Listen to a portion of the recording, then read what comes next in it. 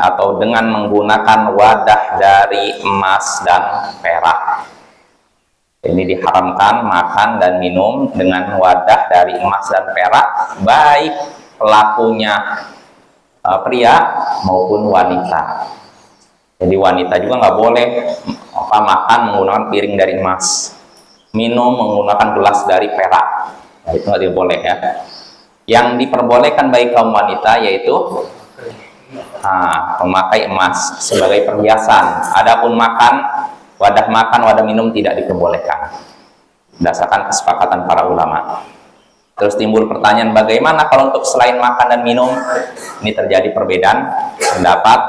Contohnya, misalkan seperti sudah kita bahas, misalkan emas digunakan untuk toilet atau untuk duduk, gagang pintu, itu, atau untuk kubah. Nah, ini bagaimana? Pendapat yang kuat haram juga kalau sifatnya untuk istilahnya hiasan ya. Kalau sifatnya hiasan itu diharamkan ya. Gagang pintu dari emas, kipas angin dari emas, semuanya serba emas, sepatu dari emas.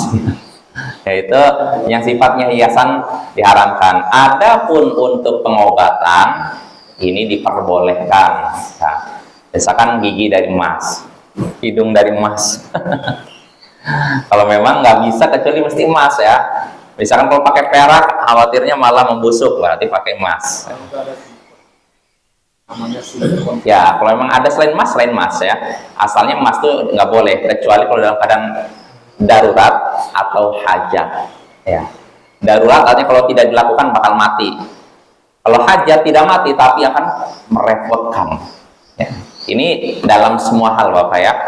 Segala yang haram, kalau dalam keadaan darurat dihalalkan. Dan segala yang haram, kalau dalam keadaan ada hajat, benar-benar membutuhkan, itu dihalalkan. Jadi ada yang kalau dalam keadaan darurat, ada yang dalam keadaan darurat dan ada yang dalam keadaan hajat. Darurat artinya sekali lagi kalau ditinggalkan kita akan mati. Kalau hajat tidak mati, tapi masyakoh kesulitan luar biasa. Hidupnya kita jadi sulit. Maka dalam kondisi seperti ini yang haram pun jadi diperbolehkan ya. Dan tentu saja yang namanya ada hajat kebutuhan tidak terus-menerus. Darurat kan tidak terus-menerus kan? Ya, pada keadaan tertentu saja ya. Nah, itu pembahasan kita pada pertemuan sebelumnya. Nah, sekarang kita masuk kitab baru, Kitabul Libas, katanya masukkan di sini. Kitab tentang pakaian. Nah, ini penting. Setelah kita membahas tentang makan, minum, kita juga perlu membahas masalah pakaian ya. Karena kalau sekedar makan, minum, pakaian tidak diatur, itu sama seperti binatang nggak pakai pakaian malah ya. Ya, artinya kita seorang muslim ini, Islam ini sempurna, mengatur segala sesuatu, dari urusan buang hajat sampai ngurus umat, dari urusan rumah tangga sampai ngurus negara. Ya, termasuk dalam masalah rumah tangga pakaian. Jadi pakaian pun ada adabnya, ada aturannya dalam Islam, tidak seenaknya Bapak ya. Ini menunjukkan kesempurnaan Islam. Seandainya orang-orang kafir bahas ini, lihat ini, mereka hanya kagum. Dan ternyata Islam lengkap, semuanya sudah diatur. Dan yang seperti ini nggak ada di agama lain, Bapak, nggak ada. Ada, coba tengok agama Yahudi, Nasrani, nggak ada kayak gini. Nggak selengkap Islam. Islam lengkap nih, semuanya diatur Bapak ya, lengkap. Nah, yang seperti ini seharusnya membuat seorang kagum kepada Islam lalu masuk Islam. Cuma anehnya tetap aja kalau orang sudah kafir, kan hatinya tertutup, mau lihat seindah apapun bagi dia udah tidak dianggap indah. Walaupun melihat Islam lengkap seperti ini, mereka tetap nggak kagum. Supaya itu hidayah namanya. Hidayah ini tidak artinya hanya Allah berikan kepada orang pilihan ya. Walaupun tanda-tanda kebenaran Islam sudah nampak di depan mata, tapi kalau belum dapat hidayah, masih Islam. Ya, walaupun udah lihat dia. Karena apa? Para orientalis, orang yang belajar tentang Islam dan Arab, dunia timur, mereka ini kadang mendalami Al-Quran dari A sampai Z. Bahkan sebagian mereka sampai menyusun kamus, baca hadis Bukhari, Muslim sampai kutubus sittah 6, lalu susun kamus yang berhubungan dengan kitab-kitab hadis itu. Disusun oleh orientalis. Untuk kepentingan mereka ternyata bermanfaat juga untuk kita. Jadi ini sedikit jasa dalam tanda kutip, jasanya orang orientalis. Mereka sebenarnya menyusun kamus ini tujuannya untuk kepentingan mereka, untuk menyerang Islam. Tapi ternyata kita gunakan itu untuk ilmu kita kan, membantah mereka juga, Pak ya. Apa? Iya, al-munjid, terus apa? Al-mu'jam mufakhras. Itu. Jadi itu disusun orientalis, Pak, bukan disusun muslim, ya kan. Bagaimana bayangkan orang kafir meneliti Al-Qur'an, hadis, lalu dikumpulkan nih kalimat kitab dalam Al-Qur'an ada berapa, dalam kitab Sahih Bukhari ada berapa, mereka susul, mereka kumpulkan. Rajin sekali kan? Tapi sayangnya karya tulis mereka bermanfaat nggak di akhirat?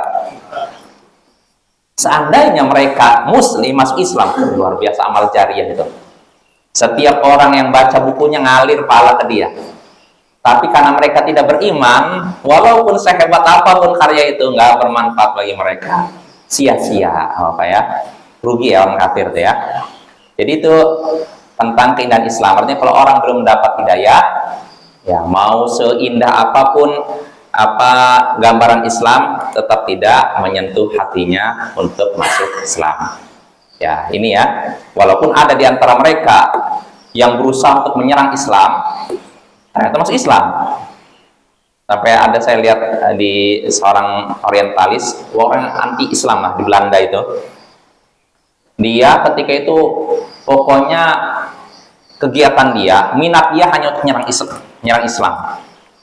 Dia ingin mengusir imigran-imigran muslim dari Belanda, karena di Belanda ini kan banyak imigran muslim, terutama dari Maroko. Jadi Bapak, kalau kita lihat nih di Belanda banyak imigran muslim dari Maroko. Kalau di Jerman dari Turki. Kalau di Prancis dari Aljazair. Jadi kalau kita lihat di Belanda, kok ada orang mukanya muka Arab, tapi orang Belanda, ternyata dia Maroko. Orang Maroko, imigran Maroko yang tinggal di Belanda. Atau seperti di Jerman, kita lihat ini orang bule tapi kok mukanya bukan orang bule, ternyata Turki dia. Jadi banyak ya, imigran Turki ada di Jerman, imigran Maroko di Belanda, imigran Aljazair ada di Prancis. Ya, jadi ada seorang yang sangat benci dengan Islam. Dia pengen menyerang Islam, pokoknya ingin melarang Islam sebagai agama resmi di Belanda.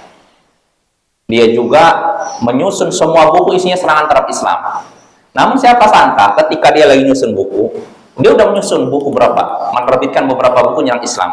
Tapi ketika dia lagi nyusun, Allah takdirkan ada buku yang jatuh ke kepala dia. Apa ini? Pas ditengok, Al-Quran.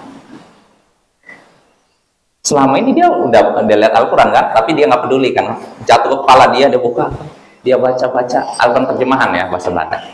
Akhirnya dia dapat hidayah, masuk Islam. Yang tadinya dia menyerang Islam, akhirnya jadi bela Islam. Itulah hidayah, Bapak ya. Jangan kita menutup pintu hidayah dari seorang ya. Jadi kalau ada orang yang sangat benci terhadap Islam di zaman sekarang, jangan kita pastikan dia neraka selama-lamanya. Nggak boleh ya. Kita tidak tahu apa masa depan seorang. Kita tidak tahu akhir hayat seorang, maka hendaknya kita jangan memastikan seorang masuk surga atau neraka dalam keadaan dia masih hidup ya. Nanti kalau sudah meninggal bisa ya, tapi itu pun tidak perlu. Nggak perlu si fulan ini pasti neraka, nggak perlu. Karena walaupun kita tahu dia kafir lah, semasa hidupnya kafir, lalu katanya mati dalam kafir, nggak perlu juga kita memastikan, artinya dalam artian dipastikan, diumumkan dia ini terlaknat, nggak perlu. Karena kata para ulama, bisa jadi di akhir hayatnya dia sadar tanpa diketahui orang sekitarnya, maka nggak perlu kita sibuk melaknat orang, apalagi kalau orangnya sudah mati. Kecuali kalau orang tersebut sudah disebutkan dalam nas dia masuk neraka, terlaknat, selesai. Abu Jahal, Abu Lahab, Fir'aun, Haman, Korun, ini kalau kita kata laknat ya nggak masalah. Ya, tapi kalau orang-orang kafir yang tidak disebutkan dalam Al-Quran, maka sebaiknya nggak usah kita menyibukkan diri melaknat mereka, ya. Ini pembahasan tentang apa? Kitabul libas, kitab tentang pakaian. Intinya ini menunjukkan kesempurnaan Islam, ya, mengatur segala sesuatu sampai urusan berpakaian. Ya, kita baca keterangan yang disebutkan oleh Imam Asy-Syaukani. Kata Imam Asy-Syaukani rahimahullah, satrul aurati wajibun fil mala'i wal khafa. Wala yalbasu rajulul khalisa minal harir idza kana fawqa arba'i asabi'a illa littadawi wala yaftarishu walal masbughu bil usfur bil mu'asfar wala thawba syuhra wala ma yakhtassu bin nisa walal aks wa yahrumu 'ala rijali tahalli bidzahabi la bighairihi. Menutup aurat itu wajib, baik di tempat yang ramai maupun tempat tersembunyi. Dan seorang pria tidak boleh memakai sutra yang murni jika sutra tersebut lebih dari ukuran 4 jari, lebih dari ukuran 4 jari, kecuali untuk pengobatan, Dan jangan dia menjadikan sutra tersebut sebagai alas, jangan. Dan juga dia tidak boleh memakai pakaian yang dicelup dengan muasfar. Ini ada ini tertentu, ada zat tertentu, biasanya pakaian dicelupkan dengan zat tersebut, dan biasanya warnanya kuning,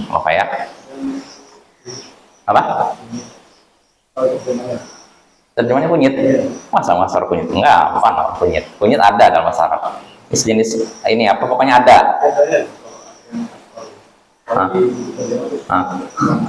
Ya, pokoknya ada, bukan kunyit, ya. Muasfar itu pokoknya ada zat tertentu yang kalau pakaian dicelup itu jadi kuning, ya. Ini nggak boleh kita seperti itu. Wala thawba syuhrah, dan tidak boleh memakai pakaian popularitas, ketenaran. Ya, nanti akan kita bahas. Dan jangan memakai pakaian yang khusus bagi kaum wanita. Begitu juga sebaliknya. Jangan seorang pria memakai pakaian yang khusus bagi kaum wanita. Artinya ciri khas kaum wanita. Dan juga wanita jangan memakai pakaian khas kaum pria. Dan diharamkan bagi seorang pria berhias dengan emas dan bukan selainnya. Diharamkan memakai perhiasan dari emas dan bukan selainnya. Artinya kalau selain emas diperbolehkan. Nah, itu beberapa poin yang disebutkan oleh Imam Asy-Syaukani rahimahullah. Nah, sekarang kita bahas satu persatu. Kata Imam Asy-Syaukani pertama, satrul aurati wajibun fil mala'i wal khafa. Menutup aurat itu wajib baik di tempat yang ramai maupun tempat tersembunyi. Di tempat ramai, contohnya di mana? Pasar, di jalan. Ya di sini juga sama. Ini kan ramai nih, mala namanya. Atau khafa, tempat tersembunyi. Contohnya apa? Di rumah sendiri, nggak ada orang, di kamar, ya. Jadi nutup aurat wajib, baik di tempat ramai maupun tempat tersembunyi, dalam semua tempat. Ya, apa dalilnya? Imam Syaukani nyebut wajib loh. Kata Imam Syaukani, amma wujubu satril aurat fil mala'i wal khala wal khafa fali hadithi Hakim ibn Hizam an abihi 'inda Ahmad wa Abi Daud wa Ibnu Majah wa Tirmidzi wa hasanul Hakim wa sahhaha qal qultu ya Rasulullah auratuna ma na'ti minha wa ma nadar. Adapun wajibnya menutup aurat di tempat yang ramai dan yang tempat sepi tersembunyi itu berdasarkan hadis Hakim bin Hizam dari ayahnya dalam Musnad Ahmad, Sunan Abu Daud, Ibnu Majah, Tirmidzi, dan dihasankan oleh Imam Tirmidzi dan disahihkan oleh Imam Hakim. Di situ Hakim bin Hizam dari ayahnya, dia berkata, aku berkata, wahai Rasulullah, aurat kita apa yang boleh ditutup, apa yang seharusnya ditutup, dan apa yang boleh dibiarkan. Wahai Rasulullah, apa aurat kami yang harus ditutup dan apa yang boleh dibiarkan terbuka. Jadi ada yang harus tutup dan apa yang diperbolehkan dibuka. Jelas Bapak ya? Jadi mana bagian tubuh kita nih yang boleh dibuka dan mana yang harus ditutup gitu aurat kita. Faqal, maka Nabi Shallallahu Alaihi Wasallam pun bersabda, ihfad aurataka illa min zaujatik aw ma malakat yaminuk. Jagalah auratmu, jangan tampakkan kepada siapapun kecuali kepada istrimu atau budakmu. Kepada istrimu atau budakmu. Artinya kalau pada istri nggak ada keharusan untuk aurat. Begitu juga di hadapan budak. Budak ini beda dengan pembantu bapaknya. Jadi sebagian orang Arab jahil, orang Arab jahil nganggap ini pembantu itu budak, makanya mereka yaitu buka itu bahkan berusaha untuk menggaulinya. Mungkin banyak kejadian TKW dikirim ke Timur Tengah, lalu pulang-pulang udah ini ada oknum. Ya kita nggak menutup seperti itu, memang ada, tapi ada juga yang baik. Jadi jangan kita pukul rata semua orang Arab tuh gila, istilah apa, mata keranjang ya, suka perempuan ya. Pertama Bapak perlu kita ketahui kenapa bisa ada kejadian seperti itu. Pertama memang si majikannya nggak beres, orangnya nggak beres, kan kejahilannya dia nganggap ini pembantu sama dengan budak. Kalau budak boleh digauli, pembantu pun boleh. Ini karena kejahilan luar biasa nih sebagian orang. Itu yang pertama, kesalahan memang ada dari majikan. Kedua, dari TKW-nya. Terutama Indonesia kan kayak gitu kan. Karena apa? Di kampungnya dia pakai you can see, keluar rumah, ngobrol sama tetangganya. Di Arab, ngelihat kayak gitu. Di sana tuh jarang orang lihat muka. Muka perempuan jarang. Tiba-tiba di hadapan dia ada perempuan pakai baju gini. Pahanya nampak. Itu sama seperti naruh ikan di depan kucing. Walaupun kita ada depan dia, kucing gimana kira-kira? Nengok kan. Nanti kita ke dapur sedikit langsung. Nah begitu. Jadi memang begitu TKW-nya gitu nggak beres. Diaduk. Dan akhirnya apa? Yang bikin konflik pertama bukan dengan majikan pria saja, sama majikan wanitanya. Ya kan? Karena cemburu kan, sehingga akhirnya banyak kejadian dipukuli oleh majikan wanitanya. Ya karena dia nggak ngerti adab, nggak punya akhlak, pakai baju gitu di hadapan majikan pria. Ya sudah, jadi bahan ini ya. Itu banyak Bapak kejadian seperti itu. Banyak sekali kejadian karena kejahilan sebagian TKW. Nah itu makanya ada yang sampai pulang dari sana udah ngandung, ada yang seperti itu. Ada yang pakai siksa, ada juga. Dan ada juga yang dapat majikan baik luar biasa. Buktinya apa? Ada seorang TKW berangkat ke Arab Saudi dalam keadaan jahil, nggak ngerti apa-apa. Pulang dari Arab Saudi sudah hafal 30 juz. 30 juz, bayangkan. Dia udah punya hafalan. Jadi apa? Rupanya majikannya seorang ulama. Wajar. Jadi dia rekah. Jadi ulama ini berusaha menularkan ilmu kepada orang terdekat dia. Ya, terutama sama istrinya plus pembantunya. Jadi dididik oleh ulama ini lewat istrinya tentu kan, untuk menghafal Quran. Menghafal Quran kan berhasil. Pulang dalam keadaan udah dulunya dia nggak pakai pakaian ala kadarnya, walaupun jilbab ala kadarnya. Pulang dari sana udah pakai cadar. Luar biasa ya, berkah Bapak ya. Jadi itu, kalau misalkan dapat majikan yang baik, majikan yang berilmu, nikmat sana Bapak ya. Saya punya teman juga ada di Arab Saudi, jadi TKI. Kalau dia bukan TKW, TKI. Dia, saya tanya kepada dia, waktu ketemu nggak sengaja pas haji, nanya sama dia, gimana? Itu mau kemana? Mau ke Arab Saudi? Mau bisa? Jadi saya kerja di Arab Saudi. Oh gitu. Gimana? Bisa taklim? Bisa, alhamdulillah. Karena apa? Rupanya majikannya itu muridnya Syekh Shalal Fauzan kalau nggak salah. Jadi karena dia orang berilmu, maka dia pun mengarahkan pembantunya untuk taklim. Jadi dia di sana udah dapat uang, dapat ilmu, nikmat loh Pak kalau gitu. Udah dapat majikan berilmu, kita di sana bisa berilmu ya. Atau sebagian ada ustadz kita juga pernah jadi TKI. Dia kerja di tempatnya Syekh Ahmad Yahya An-Najm, Mufti Arab Saudi bagian selatan, daerah Jizan, yang perbatasan dengan Yaman. Dia datang sana jadi TKI, statusnya TKI. Nyampe sana, ustadz ini nanya, jadi gimana Syekh, saya kerja apa? Ya kamu nggak kerja, kamu dampingi saya aja.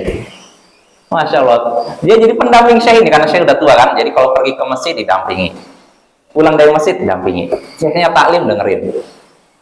Kerjanya itu aja, nggak jadi tukang kebun, nggak jadi tukang nyapu-nyapu, nggak jadi orang bersih-bersih mobil, nggak, cuma dampingi Syekh kan.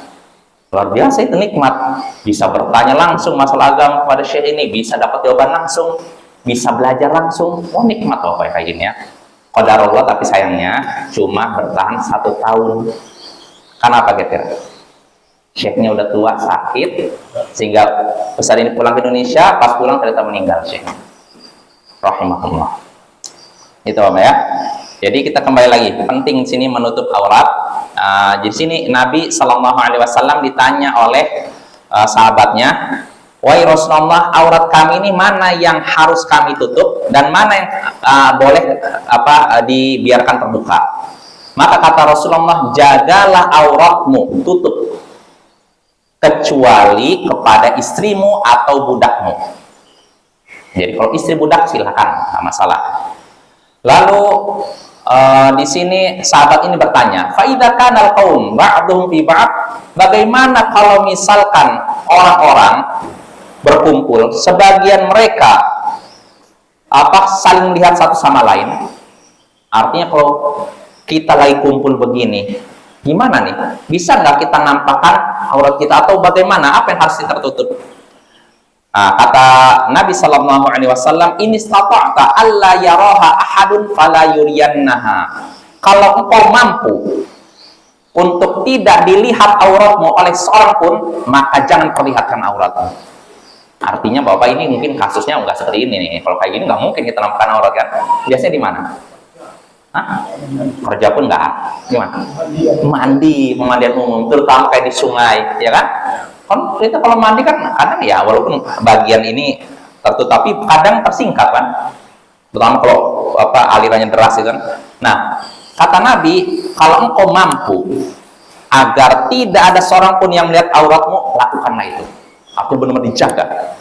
Tapi kalau memang kondisinya nggak mungkin nampak aurat sedikit, ya dimaafkan.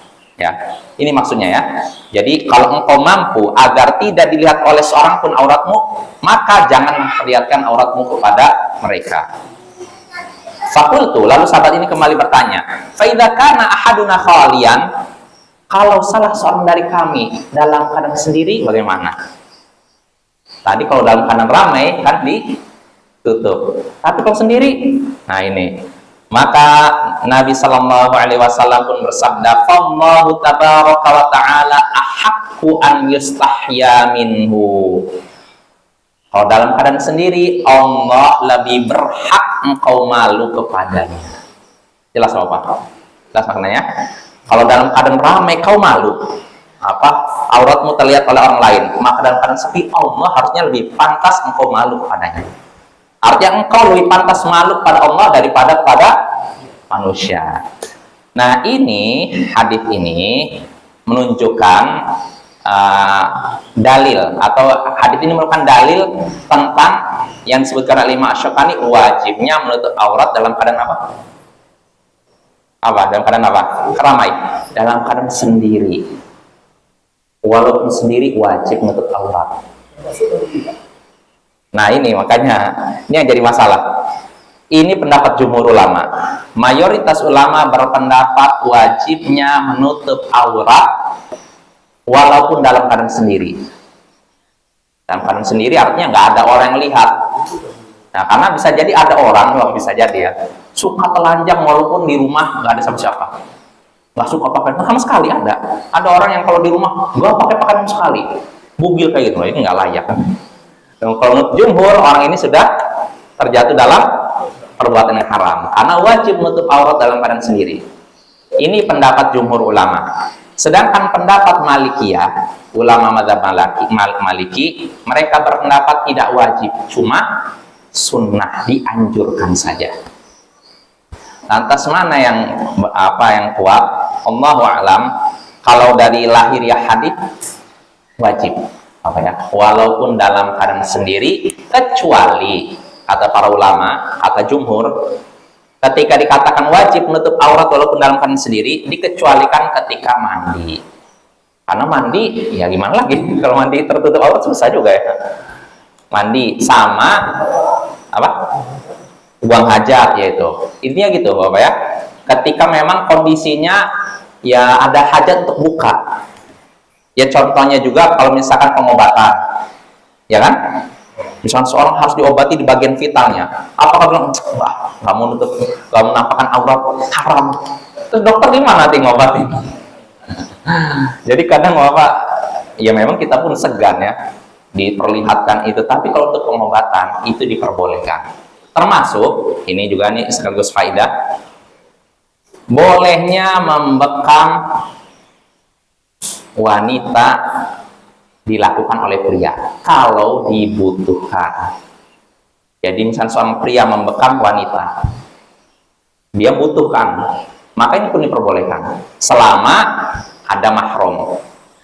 Loh, nampak auratnya? Dia nampak auratnya, tapi kan ini ada kebutuhan. Jelas Bapak ya? Ada kebutuhan. Kalau ada yang wanita jelas wanita, tapi kalau misalnya nggak ada wanita, adanya pria, memang seorang wanita dia butuh pengobatan, saya butuh bekam nih, mungkin ngerasa badan nggak enak nih, khawatirnya kalau dibiarkan makin badan makin nggak bagus, akhirnya dia mau nggak mau harus ada tukang bekam. Ternyata tukang bekamnya pria, maka dalam kondisi seperti ini diperbolehkan dia dibekam oleh kaum pria dengan syarat ada mahramnya, suaminya kah, abangnya, adiknya. Nggak boleh berduaan. Apa ya? Nah itu tadi, jadi intinya menutup aurat wajib dalam keadaan ramai maupun sepi, dikecualikan ketika buang hajat, mandi dan semacamnya. Kalau ada hajat intinya. Kalau tidak ada hajat, maka hukum asalnya tetap wajib ditutup. Ya, jelas? Timbul pertanyaan, menutup aurat memang wajib, ya kami akui. Misalkan. Tapi aurat tuh mana batasannya? Batasannya mana nih? Kan memang menutup aurat wajib, kami akui menutup aurat wajib. Cuman yang jadi masalah, mana yang disebut aurat? Mana yang harus kita tutupi? Nah, maka ketahuilah Bapak, ulama beda pendapat tentang batasan aurat. Jadi bukan satu pendapat. Jumhur ulama menyatakan aurat itu dari pusar sampai lutut.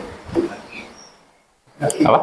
Iya laki-laki, maaf, itu kan perempuan ya. Kalau perempuan jelas ujung kepala sampai ujung kaki, tanpa dikecualikan bagian tertentu. Sebagian ulama menyatakan, jumhur ulama menyatakan muka dan telapak tangan. Sedangkan mazhab Syafi'i enggak, muka juga termasuk aurat, harus ditutup. Ya. Ini wanita. Yang kita bahas laki-laki ya, pria ya.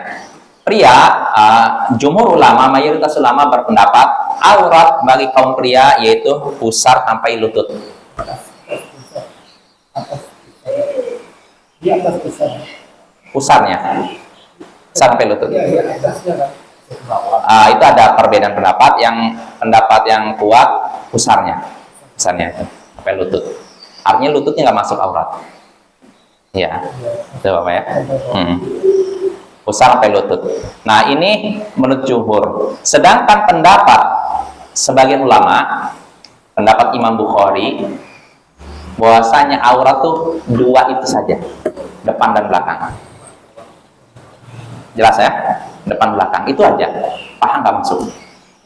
Lah apa dalil Imam Bukhari? Kok bisa Imam Bukhari berkata demikian?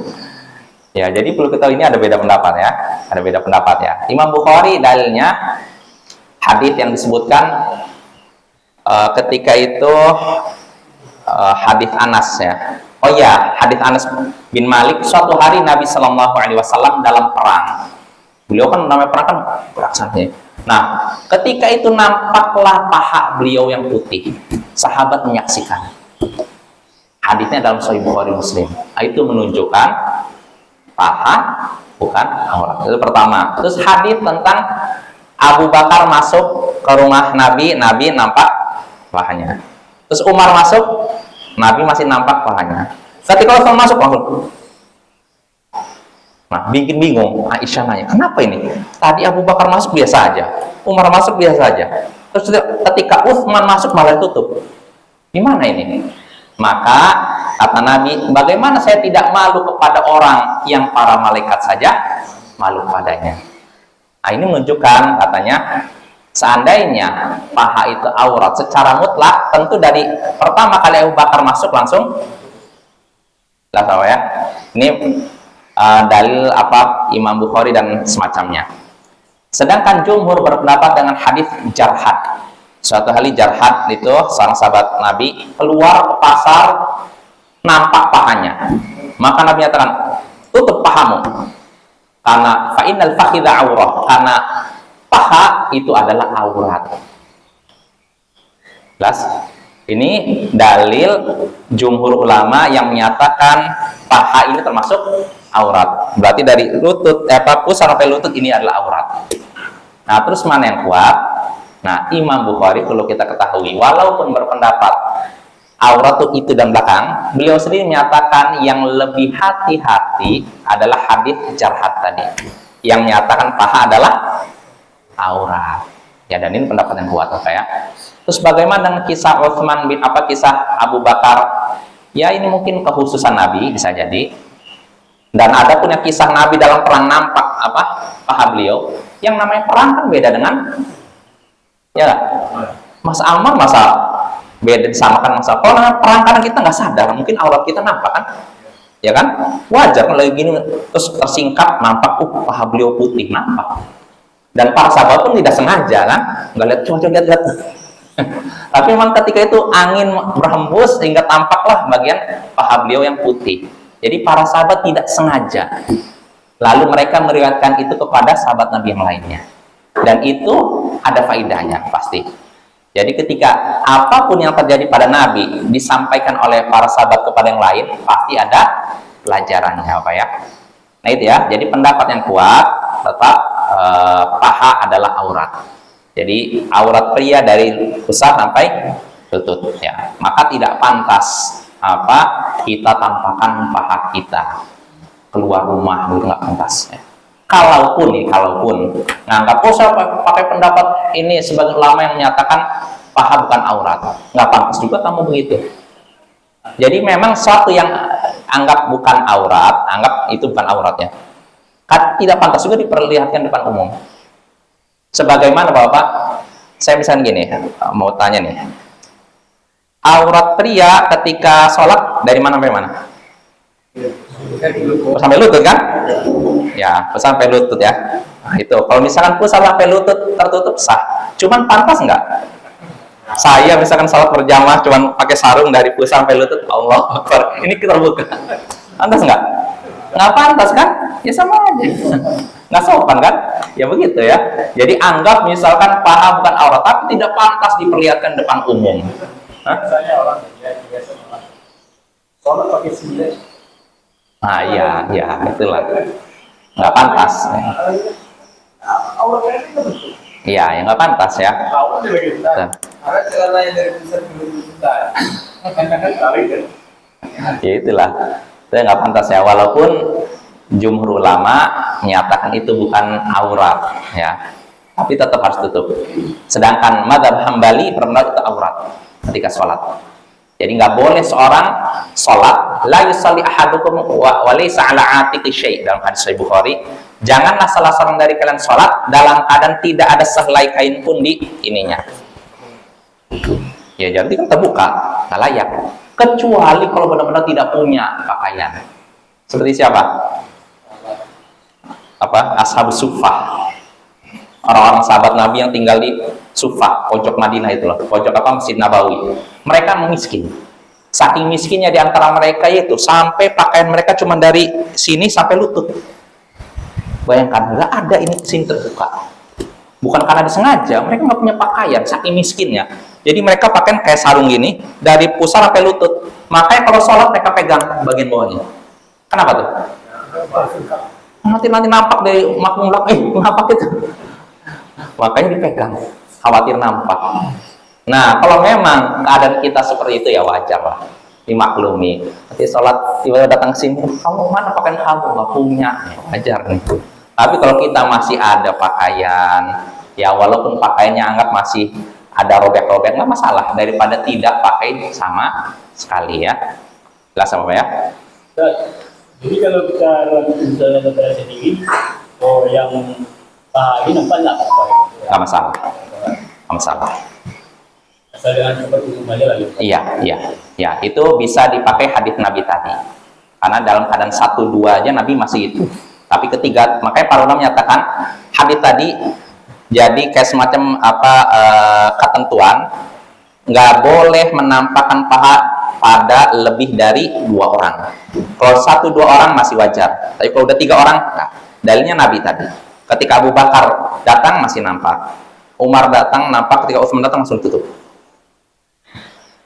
Jelas Pak ya? Jadi kalau misalkan tadi dalam keadaan sendiri nggak masalah, insya Allah paham. Kecuali bagian yang aurat itunya, aurat mughalladzah, aurat yang beratnya, depan belakang, nah itu walaupun sendiri tutup. Kecuali kalau ada hajat, mungkin pengobatan dan semacamnya. Jelas ya? Nggak bisa mungkin. Menit lagi. Menit lagi. Ada 1 lagi pembahasan ya.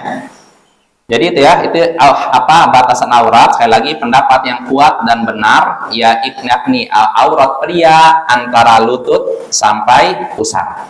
Itu harus ditutup. Sedangkan wanita dari ujung kepala sampai ujung kaki tanpa kecuali ya, atau dikecualikan menurut jumhur ulama muka dan telapak tangan. Itu pembahasan pertama. Lalu berikutnya yang disebutkan oleh Imam Syaukani, wala yalbasu rajul khalisan minal harir idza kana fawqa 4 asabi' illa litadawi. Dan tidak boleh seorang pria memakai sutra murni jika ukurannya lebih dari 4 jari, kecuali untuk pengobatan. Tidak boleh seorang pria memakai sutra murni jika ukurannya lebih dari 4 jari, kecuali untuk pengobatan.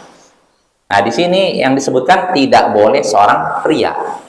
Berarti kalau wanita boleh. Tidak boleh seorang pria memakai sutra murni. Sutra murni maksudnya apa? Semuanya sutra. Berarti kalau sutra yang campuran bagaimana? Hah? Bagaimana? Hah? 4 jari. Yaitu kalau maksudnya sutra murni ini. Kalau sutra murni ini nggak boleh dari 4 jari. Artinya kalau selama 4 jari segini aja nggak masalah. Nggak, yang jadi masalah gini. Kalau sutranya campuran, campur dengan yang lain,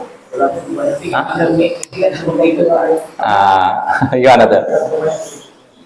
Ada perbedaan pendapat di antara para ulama. Ya, insya Allah kita bahas pertemuan berikutnya aja lah. Pembahasannya panjang ya. Hah?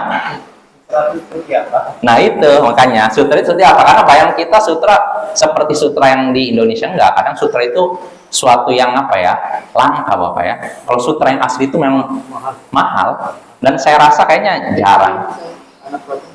Nggak ada, iya memang jarang Bapak yang itu. Hah? Iya. Makanya selama ini pikiran kita sutra itu seperti yang dijual di pasaran, ternyata bukan seperti itu. Memang itu khusus ulat, betul.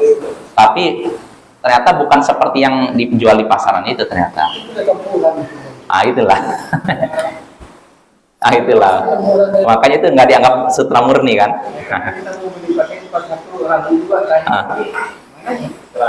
Iya.